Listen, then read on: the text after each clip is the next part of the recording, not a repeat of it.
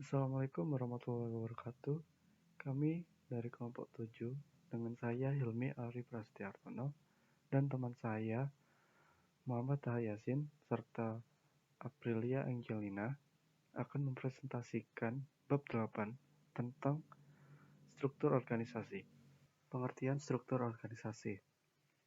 Menurut Mary Jo Hatch, struktur organisasi menjelaskan pengaturan berbagai elemen organisasi agar berada pada tempat dan fungsinya masing-masing, sehingga efektif untuk mencapai tujuan-tujuan organisasi. Elemen utama struktur organisasi ada 3. Yang pertama yaitu kompleksitas, lalu yang kedua formalitas, dan yang ketiga sentralisasi. Yang pertama yaitu kompleksitas. Kompleksitas struktur menggambarkan derajat diferensiasi dalam organisasi. Terdapat 3 jenis diferensiasi, antara lain A.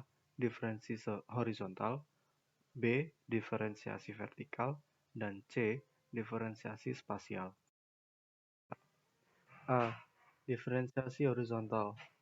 Diferensiasi horizontal adalah berkembangnya beragam unit dalam organisasi berdasarkan orientasi pekerjaan, sifat tugas-tugas di dalamnya, serta latar pendidikan dan pelatihan. Diferensiasi horizontal menambah beban pada pengelola organisasi untuk mengkoordinasi aktivitas di organisasi dan mempersulit komunikasi antar unit dikarenakan adanya perbedaan. B. Diferensiasi vertikal. Diferensiasi vertikal adalah gambaran dari lapisan-lapisan hierarki dalam organisasi. Sama seperti diferensiasi horizontal, meningkatnya diferensiasi vertikal juga menambah beban dalam mengkontrol maupun mengkoordinasi. Dengan kata lain, semakin banyaknya lapisan antara pemimpin dengan pekerja, semakin besar pula terjadi distorsi informasi. Diferensiasi spasial. Diferensiasi spasial menggambarkan sejauh mana fasilitas dan personel organisasi tersebar secara geografis. Kantor maupun personel yang tersebar-sebar dalam rentang geografis yang luas akan menghadapi kompleksitas yang lebih tinggi, sehingga muncul masalah seperti koordinasi, kontrol, dan komunikasi.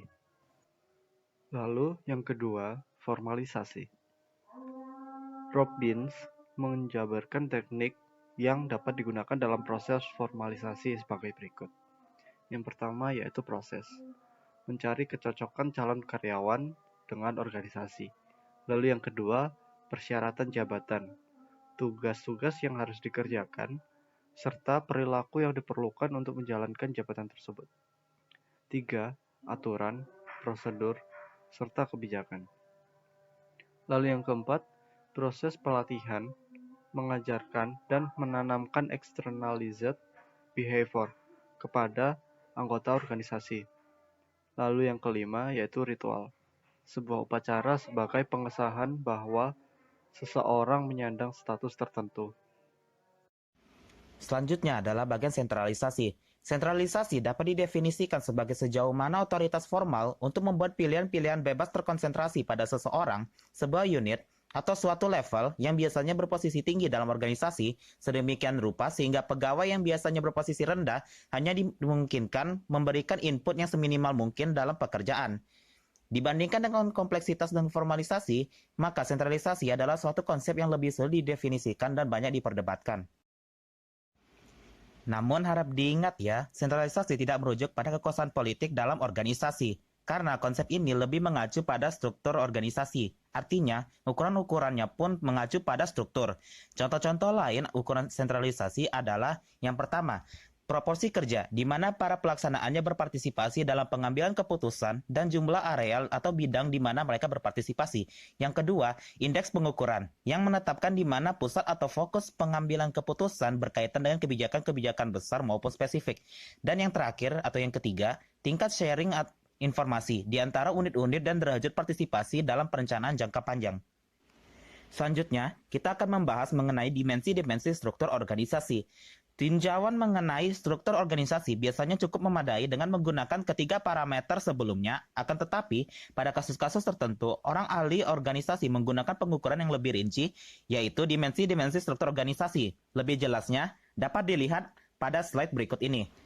Seperti yang dilihat pada slide ini, terdapat 11 dimensi-dimensi struktur organisasi. Yang pertama adalah ukuran, yang kedua adalah komponen administratif, yang ketiga adalah rentang kendali, yang keempat adalah spesialisasi, yang kelima adalah standarisasi, yang keenam adalah formalisasi, yang ketujuh adalah sentralisasi, yang kedelapan kompleksitas, yang kesembilan delegasi wewenang, yang kesepuluh integrasi, dan yang terakhir adalah diferensiasi.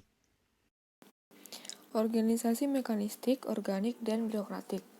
Model dasar organisasi berdasarkan karakteristik strukturalnya dapat dikelompokkan secara sederhana menjadi 3 bentuk, yaitu organisasi organik, mekanistik, dan birokratik. Untuk pembedanya terdapat pada tabel di atas.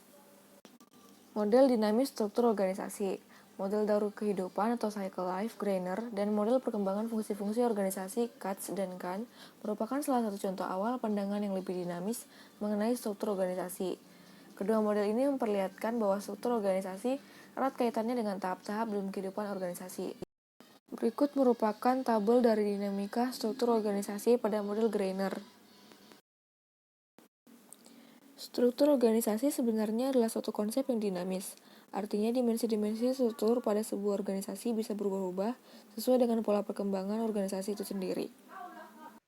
Sekian presentasi dari kelompok kami. Terima kasih atas perhatiannya.